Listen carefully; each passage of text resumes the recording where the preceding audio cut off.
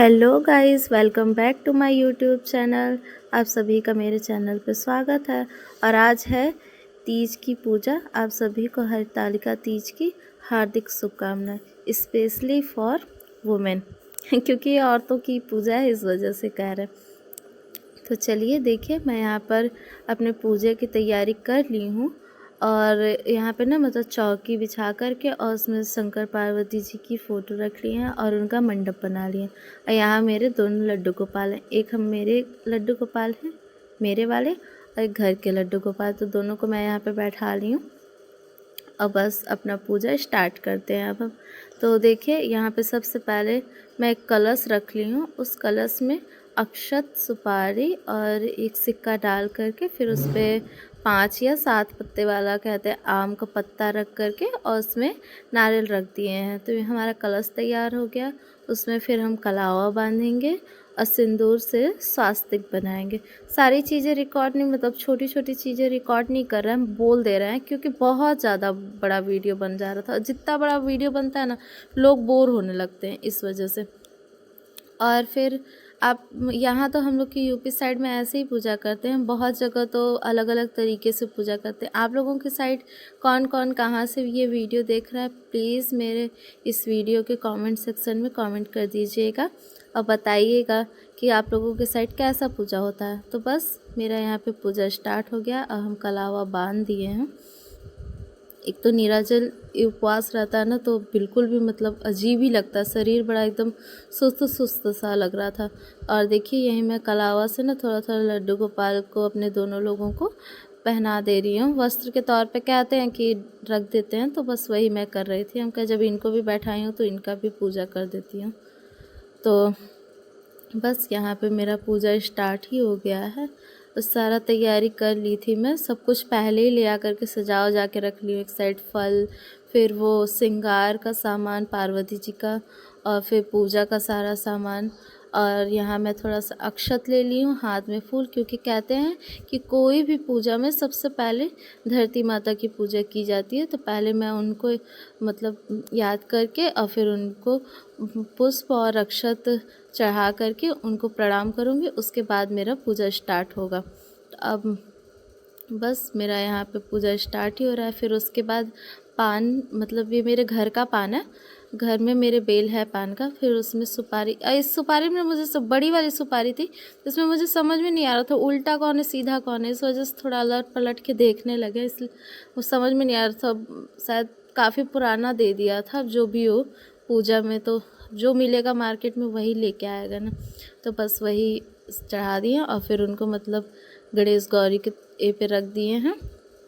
अब हम यहाँ पे शंकर जी को, शंकर भगवान को बेलपत्र चढ़ाएंगे। तो देखिए, ज़्यादा फूल बेलपत्र तो मिला नहीं था। सुबह से फूल तोड़ के और थोड़ा पानी में रख दिए थे ताकि फूल मुरझाए ना, कुछ फूल ही, और सारे फूल तो शाम तक में मुरझा जाते हैं ना, बट इसीलिए।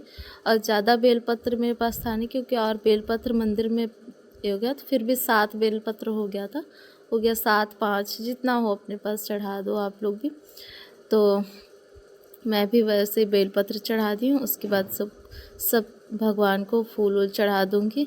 यहाँ शंकर पार्वती जी को भी फूल और ये चढ़ा दूँगी बस। और यहाँ ना हमको नीलकंठ का फूल मिल गया था, ये मतलब मेरे घर के पास में ही इसकी बेल है, तो बस मिल गया था आज के दिन। अच्छी बात है, ये कहते हैं कि शंकर भगवान का बहुत प्रिय फूल है ये।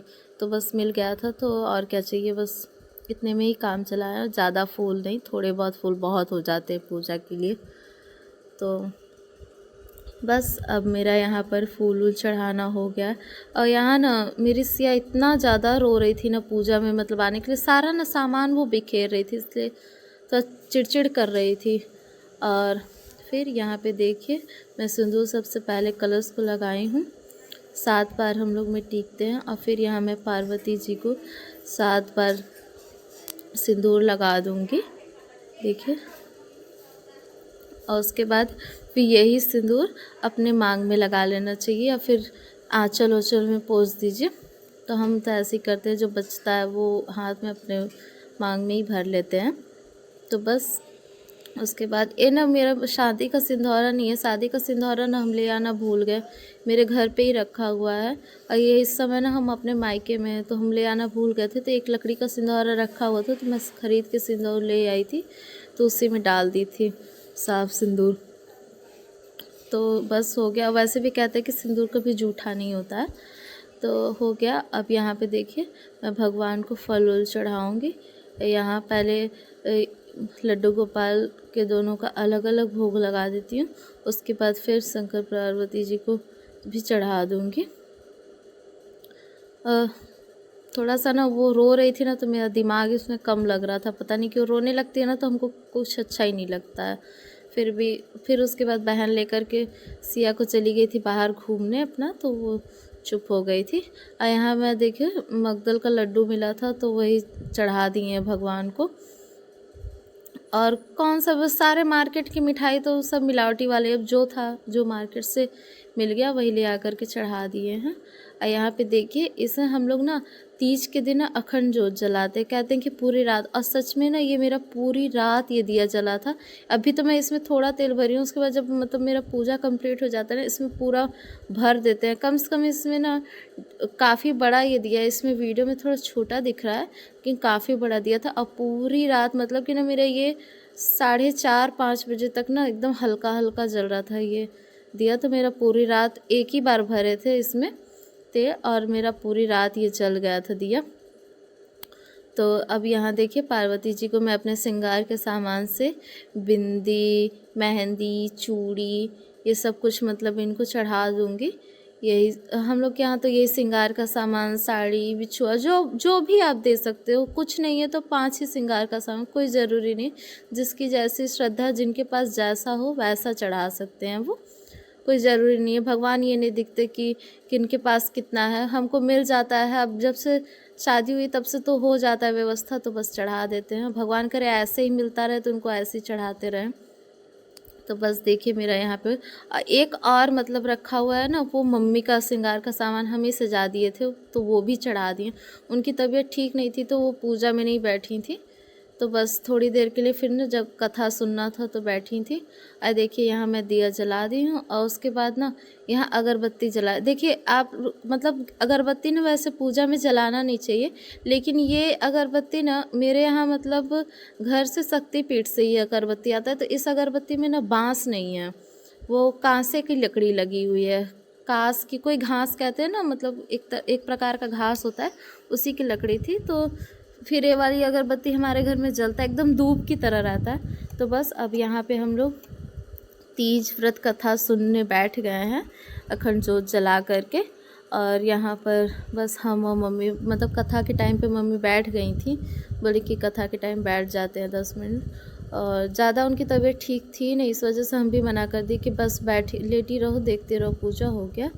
और देखिए हम लोग यहाँ पे बैठ कर के अपना पूजा कर रहे हैं।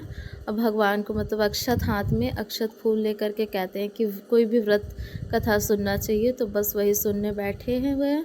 और ठीक है, आपको मेरा वीडियो कैसा लगा प्लीज़ मेरे वीडियो को लाइक, शेयर एंड सब्सक्राइब कर दीजिएगा, और एक लाइक प्लीज़ कर दीजिएगा। Thank you.